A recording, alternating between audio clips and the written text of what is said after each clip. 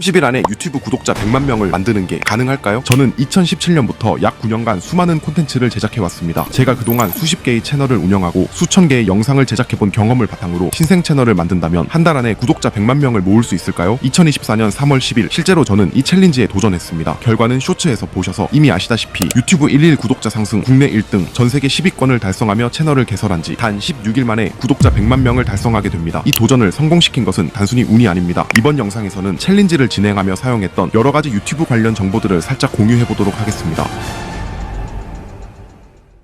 우선 아무런 계획이 없는 만큼 채널의 주제를 먼저 정해보겠습니다. 많은 사람들이 유튜브를 시작할 때 주제를 먼저 정해놓고 유튜브를 시작합니다. 나는 과학 채널을 운영할 거야, 나는 여행 채널을 운영할 거야 등등 먼저 주제를 정한 뒤 그에 맞춰 콘텐츠를 제작합니다. 그러나 저는 챌린지를 위해 거꾸로 접근했습니다. 주제를 정하지 않은 상태에서 내가 잘하거나 좋아하는 콘텐츠를 제작하지 않고 곧 유튜브에 어떤 트렌드가 떠오르고 폭발적인 유행을 타게 될지 미리 파악하고 해당 시장을 선점하는 전략을 택했습니다. 이 방법은 단기간에 수익, 구독자, 조회수를 폭발시키기 가장 좋은 방법 중 하나입니다. 이것이 챌린지의 핵심입니다. 대부분의 유튜버들은 유행의 흐름에 늦게 올라탑니다. 이미 트렌드가 본격화되고 경쟁자가 많아진 시점에 나도 이 영상 한번 따라해볼까 하고 뒤늦게 시작하는 것이죠. 사실 그럴 수밖에 없는 게 트렌드를 본인이 직접 만들어내고 퍼뜨린다는 것은 매우 어려운 일입니다. 여기서 생각을 조금 바꿔보겠습니다. 내가 굳이 이것을 만들지 않더라도 누군가 만든 유행이 대중들에게 알려지기 전 초창기의 시장을 선점한다면 어떻게 될까요? 예컨대 과거 ASMR 콘텐츠가 유행했습니다. 그리고 누군가는 이 콘텐츠를 세계 최초로 시작했습니다. 이때 제가 해당 콘텐츠를 빠르게 발견하고 세계에서 두 번째, 세 번째로 이 콘텐츠를 따라서 시작했다면 어떻게 될까요? 저는 수요가 입증된 좋은 콘텐츠를 경쟁자가 거의 없는 블루오션 상태에서 미리 시장을 선점할 수 있습니다. 즉 남들보다 압도적으로 유리한 위치에서 시작할 수 있다는 것입니다. 저는 이를 위해 일주일 동안 시행착오를 거듭하며 유튜브 시장을 철저히 분석하는 데 모든 시간을 투자하게 됩니다. 몇몇 사람들은 제가 초반에 오랜 시간 동안 무작정 분석만 하는 것을 보고 답답함을 느끼기도 했습니다. 그러나 시장 선점을 위해서는 시장 분석이 가장 중요합니다. 가장 중요한 부분에 가장 많은 시간을 투자하는 것은 당연합니다. 시장 선점 방법을 공개적으로 설명하기에는 전자책을 구매하신 분들께 피해가 갈 수 있으므로 이 부분은 스킵하도록 하고요. 여러가지 분석 끝에 이 시기에 챗GPT를 활용한 종교성 엔터 채널이 폭발적인 관심을 얻고 있는 것을 발견했습니다. 게다가 영상 편집을 하루만 배운 사람도 만들 수 있을 만큼 제작 난이도도 쉬웠고 제작 시간도 영상당 1시간 내외로 가성비 또한 뛰어났습니다. 저는 이 콘텐츠를 분석하고 벤치마킹해서 영상을 제작했습니다. 여기서 첫 채널을 운영할 때 알아두면 좋은 상식이 있습니다. 알고리즘은 초창기 내 채널에 대한 아무런 데이터가 없습니다. 즉 내 채널이 어떤 콘텐츠를 올리는지 전혀 알지 못하는 상태입니다. 유튜브 오디언스 개발자 베일리 로서에 따르면 영상의 설명란에 내 주제에 관련된 키워드를 넣어 내 콘텐츠에 대해 간단하게 설명하면 유튜브가 내 채널에 대해 파악하는 데 도움이 된다고 얘기합니다. 또한 백링코의 창립자이자 SEO 전문가인 브라이언 디는 영상 설명란의 처음 두 줄까지는 검색 시스템에서도 집계되고 초반 단어에 더 많은 가중치를 두기 때문에 핵심 키워드일수록 초반 한두 줄 안에 배치하는 것이 좋다고 조언합니다. 이해하기 쉽도록 예시를 들어보겠습니다. 제가 노래 플레이리스트를 올리는 유튜버라고 가정해봅시다. 그렇다면 영상의 설명란에 카페에서 듣기 좋은 팝송 플레이리스트입니다. 잔잔한 멜로디와 부드러운 사운드의 음악들을 모아봤습니다. 바쁜 하루 속 잠깐의 여유를 즐기고 싶을 때 카페에서 커피 한잔하며 편하게 들어보세요와 같이 관련 키워드를 포함해 간단하게 내 영상에 대해 설명하며 메타데이터를 제공하는 것입니다. 또 다른 방법으로는 태그 사용이 있습니다. 유튜브의 답변을 보면 태그는 사용자가 콘텐츠를 검색하는 데 도움이 되도록 동영상에 추가하는 설명 키워드이다. 태그는 일반적으로 맞춤법이 틀리는 단어가 있을 경우 유용하다. 그 외에 동영상을 검색하는데 태그의 역할은 제한적이다 라고 얘기합니다. 즉 태그는 내 콘텐츠와 관련이 있는 단어 중 맞춤법이 틀릴 만한 단어를 입력함으로써 해당 단어와 내 영상을 이어주는 역할을 하는 것입니다. 또한 앞서 언급한 유튜브 오디언스 개발자 베일리 로사와 SEO 전문가 브라이언 딘, 그리고 허브스팟의 유튜브 성장 전략 책임자 아말 칼렙, 페어의 SEO 책임자 브레이든 베커는 이외에도 자신의 영상을 잘 설명하는 키워드를 태그로 입력하면 유튜브가 내 영상을 이해하는 데 도움을 줄 수 있다고 조언합니다. 태그 키워드는 구글 검색 트렌드를 활용하면 편하게 작성이 가능하며 나와 비슷한 채널이 설정한 메타 키워드를 파악하고 싶다면 다음을 따라하면 됩니다. 참고할 채널 페이지에 접속해서 컨트롤 U를 누릅니다. 그러면 이런 창이 뜰 텐데 여기서 컨트롤 F를 누르고 키워드라고 검색합니다. 그리고 키워드 옆에 적힌 단어를 확인하시면 됩니다.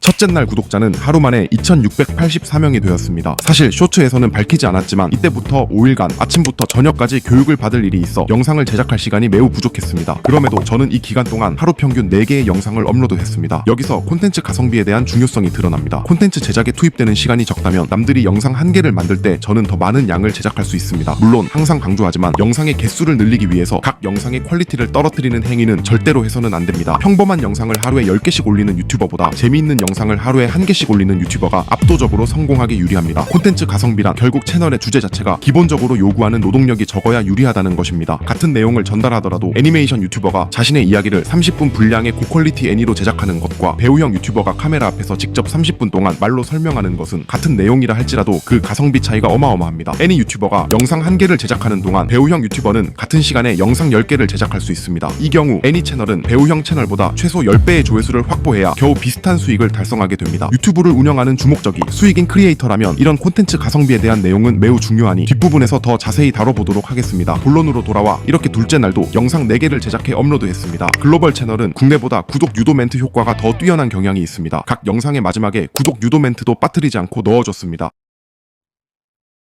챌린지 3일째입니다. 이틀 동안 무려 10만 6천 명이 구독을 하여 3일째에는 구독자 10만 9천 명을 달성했습니다. 모든 영상의 실적이 뛰어나고 알고리즘 순환이 잘 되고 있습니다. 알고리즘이 돌아가는 원리를 이해하기 쉽게 단순하여 설명하자면 이렇습니다. 한 채널이 헬스에 관한 영상을 업로드했습니다. 알고리즘은 가장 먼저 기존 데이터를 통해 해당 주제에 명확한 관심을 가지고 있는 좁은 타겟층, 즉 1차 시청자들에게 영상을 노출시킵니다. 이때 1차 시청자들은 헬스에 큰 관심이 있는 좁은 범위의 시청자와 해당 채널을 즐겨보는 소수의 구독자들입니다. 이후에 1차 시청자층의 반응이 좋다면 알고리즘은 영상의 노출 범위를 확장시켜 더 넓은 범위의 2차 시청자들에게도 노출시킵니다. 이때 2차 시청자들은 헬스에 적당한 관심을 가지고 있는 사용자까지 조금 더 넓은 범위의 시청자가 됩니다. 이러한 과정이 반복되며 노출도를 서서히 늘렸음에도 꾸준히 좋은 반응을 얻는다면 알고리즘은 헬스에 별로 관심이 없는 평범한 시청자들에게까지 노출도를 크게 넓힙니다. 이 시청자 트래픽은 매우 큰 파일을 차지하고 있기에 영상의 노출도가 매우 다양한 시청자들에게 광범위하게 노출이 됩니다. 이 과정에서 사람들이 영상을 많이 소비한다면 조회수가 매우 큰 폭으로 상승하게 됩니다. 유튜버들은 이를 떡상이라고 표현합니다. 제 챌린지 영상들을 예시로 봐도 수천만 이상의 조회수를 달성한 콘텐츠들은 모두 이와 같은 특징을 지니고 있습니다. 유효 조회수가 9,800만 회가 넘는 한 영상은 시청자 참여도 97.8%를 달성하기도 했고, 또 다른 유효 조회수 7천만 회가 넘는 한 영상은 시청 지속 시간 153%를 달성하기도 했습니다. 제작 시간 5분, 길이 8초짜리의 간단한 이 쇼츠 단 하나로 저는 44만 명이 넘는 구독자를 모으게 됩니다. 채널 활동을 멈춘 지 1년이 넘었음에도 이 영상들은 여전히 현재까지도 매달 수십만 조회수를 기록 중입니다. 이것이 시장 분석의 중요성입니다. 단순히 콘텐츠가 운 좋게 터진 것이 아니라 명확한 시장 분석과 타겟팅을 통해 의도된 영상이기 때문입니다. 내 눈에 재미없다고 남들에게도 무조건 재미없는 게 아닙니다. 내 눈에 재밌다고 남들이 모두 좋아하는 것도 아닙니다. 전 세계에 다양하게 분포된 시청자들은 모두 생각하는 방식도, 재미를 느끼는 지점도, 콘텐츠에 몰입하는 포인트도 다릅니다. 따라서 이런 글로벌 채널일수록 더더욱 내 개인 취향을 내려놓고 제3자의 입장에서 객관적인 데이터를 바탕으로 시장을 분석하고 그에 맞춰 콘텐츠를 제작해야 합니다. 이번 챌린지 채널의 콘텐츠도 제가 영상을 제작하는 입장이지만 사실 제 눈에는 그냥 지루하기만 할 뿐 왜 인기가 많은지 이해가 되지 않습니다. 그러나 제 생각이 틀렸음을 영상의 실적이 명백히 증명하고 있습니다.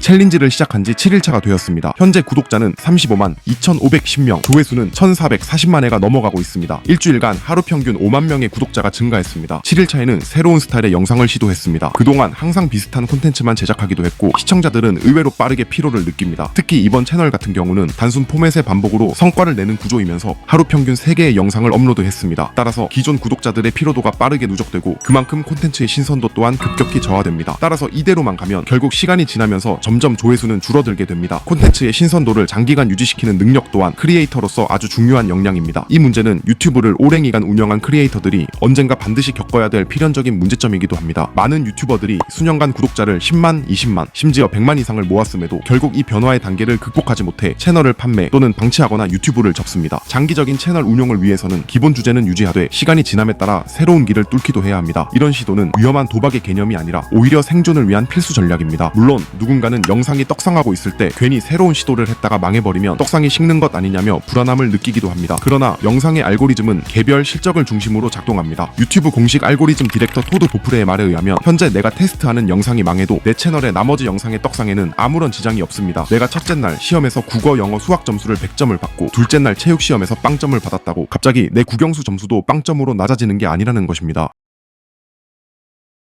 챌린지 11차 구독자는 54만 8,490명이 되었습니다. 지금까지의 기록을 보면 하루 평균 3개의 영상을 올렸습니다. 인터넷을 둘러보면 1일 1영상을 해야 떡상한다든지 하루에 영상을 많이 올리면 저품질 콘텐츠로 찍혀 알고리즘에게 버림받는다든지 하는 말도 안 되는 루머들이 존재합니다. 그러나 중복, 대량 생산 콘텐츠와 같이 비정상적인 행위를 제외하고 내가 정상적으로 제작한 콘텐츠는 하루에 10개를 올려도 알고리즘에게 불이익을 받지 않습니다. 이 유튜버는 아주 짧은 영상을 무려 4년간 하루 평균 10개씩 업로드했습니다. 이 채널 또한 최근 하루 평균 평균 15개의 쇼츠를 매일 업로드하고 있습니다. 그럼에도 이 채널들은 하루에 수백만에서 많게는 수천만의 조회수를 달성하고 있습니다. 영상의 재미와 신선도를 유지할 수 있다면 하루에 영상을 여러 개 올리는 것은 높은 조회수를 얻을 수 있는 가장 좋은 방법 중 하나입니다. 여기서 콘텐츠 가성비에 대한 중요성이 부각됩니다. 위의 채널들이 하루에 여러 개의 영상을 업로드할 수 있는 이유는 콘텐츠 제작에 요구되는 노동력이 적기 때문입니다. 제 챌린지 채널 또한 이처럼 주제 자체를 가성비가 좋은 콘텐츠를 고름으로써 하루에 3개씩 영상을 올리는 게 가능했던 것입니다. 즉 크리에이터에게 있어 콘텐츠 가성비는 매우 중요하게 따져봐야 할 사항입니다. 내 롱폼 영상의 조회수가 200만 회가 나오더라도 한 달에 한 번밖에 업로드하지 못한다면 결국 약 400만 원밖에 벌지 못합니다. 그러나 평균 조회수가 20만 회로 10분의 1토막이 나더라도 하루 한 개씩 올릴 수 있다면 월 평균 1200만 원으로 부업으로 운영하기 괜찮은 채널이 됩니다. 이런 얘기를 하면 많이 받는 질문이 있습니다. 유튜브는 양보다는 질이라고 하던데 내가 하루에 영상 3개를 제작하면 그만큼 퀄리티가 떨어지니 손해가 아니냐고 질문하기도 합니다. 일반적으로 맞는 말이긴 합니다. 거듭 강조하지만 영상의 업로드 개수를 늘리기 위해 각 영상의 재미를 떨어뜨리는 행위는 절대로 해서는 안 됩니다. 평범한 영상을 10개 업로드하는 것보다 독창적이고 재미있는 콘텐츠 1개를 업로드하는 게 압도적으로 유리합니다. 그러나 최적 조회수 대비 영상 퀄리티는 어떤 콘텐츠를 제작하느냐에 따라 명백히 다릅니다. 한마디로 내가 기존 영상의 10배의 노력과 시간을 투자해 퀄리티를 높인다고 해서 그 영상의 조회수가 똑같이 10배가 늘어나는 것은 아니라는 것입니다. 이러한 관점에서 보면 결국 내 영상 제작에 드는 노동력과 투자 대비 최적 조회수의 적절한 균형점을 찾아야 합니다. 제가 과거 운영했던 국내 과학 채널은 영상 하나를 만드는데 평균 30시간이 넘게 걸렸습니다. 그러나 이번 챌린지 채널은 쇼츠 하나를 제작하는데 1시간밖에 걸리지 않았습니다. 이것이 각 채널 영상의 평균 투자 시간 대비 조회수의 적절한 균형점인 것입니다. 즉 쉽게 말해 국내 과학 채널은 30시간의 노동력을 영상 하나에 몰빵하여 고퀄리티로 영상을 제작하는 것이 유리한 콘텐츠입니다. 그러나 챌린지 채널은 그 30시간으로 영상 30개를 찍어내는 것이 더 유리하다는 얘기입니다. 영상 하나에 비효율적으로 많은 시간을 투자해버린다면 노력 대비 수익이 적어 크리에이터가 지치게 됩니다. 영상 하나에 너무 적은 시간을 투입한다면 해당 채널은 성공 자체를 할 수 없습니다. 이것은 영상 평균 조회수가 수백만이 나오는 대형 채널들조차 예외가 아닙니다. 예컨대 유튜버 장삐쭈님은 기존 장삐쭈 채널을 운영하다가 사우스 코리안 파크라는 채널을 새로 개설했습니다. 그리고 새 채널에서는 영상 제작에 투입되는 노동력을 크게 절감시킵니다. 다른 이유도 있겠지만 기존 장삐쭈 채널이 영상 제작에 요구되는 노동력과 최적 조회수 사이의 균형이 무너져 영상들이 평균 수백만 조회수를 기록하고 있음에도 가성비가 좋지 않은 채널이 되어버린 것입니다. 영상 평균 조회수가 수십만이 넘는 관아님도 이러한 이유로 지속 가능한 조회수에 반도 훨씬 못 미치는 결과라고 말씀하시며 과거 유튜브 은퇴 선언을 하신 적이 있습니다. 이런 퀄리티를 유지하는 경우 브랜딩을 통해 굿즈를 판매하거나 이모티콘을 출시하고 다른 브랜드와 콜라보를 하는 등 수익을 다각화하지 않으면 장기적인 채널 운영이 어려워질 수 있습니다. 결국 내가 처음 채널을 개설하고 영상을 기획할 때 콘텐츠의 가성비는 매우 중요하게 고려해야 할 사항입니다.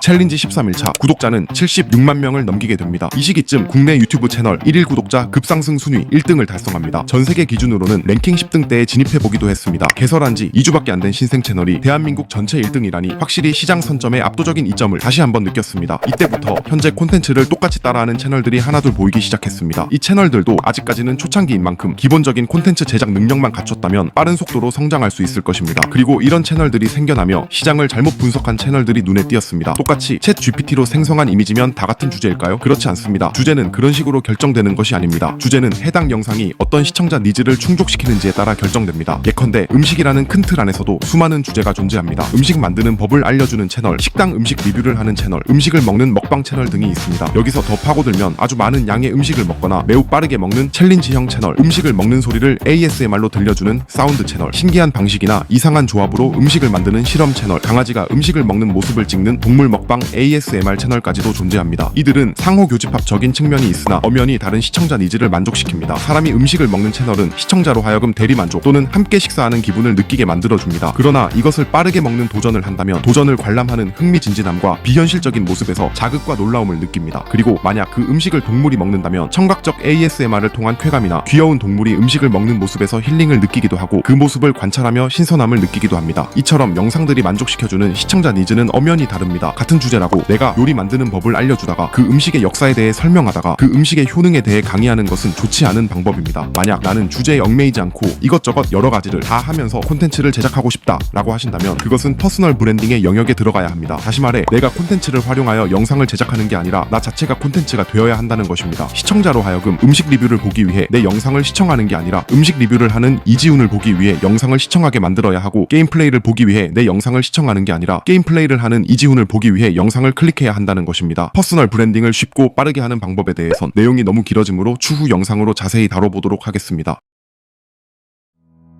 챌린지 16일차 구독자는 104,649명으로 16일 만에 100만 명의 구독자를 모았습니다. 하루 평균 6만 5천 명의 구독자가 상승한 셈입니다. 이후 챌린지 채널은 여러가지 실험을 하는 용도로 사용했습니다. 챌린지가 끝난 날짜는 3월 25일 밤이었고 하루의 준비 기간을 거친 뒤 3월 27일 유일하게 달성하지 못한 월 1,000만원 이상 수익 내기도 바로 도전했습니다. 사실 그냥 유튜브로 월 1,000 벌기 이렇게만 도전하기에는 난이도가 너무 쉽습니다. 그러면 도전하는 의미가 없겠죠. 따라서 제가 운영하는 채널들 중 가장 수익이 적은 채널이자 반쯤 죽은 채널 하나만을 사용하여 도전을 진행했습니다. 최근 이 채널의 수익을 살펴보면 지난 5개월간 한 달 평균 수익이 200도 안 되는 거의 반쯤 죽은 채널입니다. 저는 이 채널을 사용하여 챌린지를 진행했습니다. 시간상의 문제로 결과만 공개하겠습니다. 챌린지 시작 날짜인 3월 27일부터 4월 26일까지의 한 달간 데이터를 보면 유튜브 수익 약 870만원, 음원 수익 약 630만원으로 총 수익 1,508만원을 달성했습니다. 챌린지 전달에 150만원을 벌었으니 정확히 한 달 만에 10배가 넘는 수익을 증가시킨 셈입니다. 인증이 없으면 누구나 거짓말을 칠 수 있습니다. 이건 4월 유튜브 수익이 제 통장에 들어온 캡처 화면입니다. 그리고 이것은 음원 수익 명세서입니다. 위 사진들은 4월만 집계된 수익이라 약간의 금액 차이가 나지만 이렇게 날짜를 구체적으로 설정하고 보면 금액이 단 1원도 차이 없이 정확히 일치합니다. 이로써 제가 계획한 모든 목표가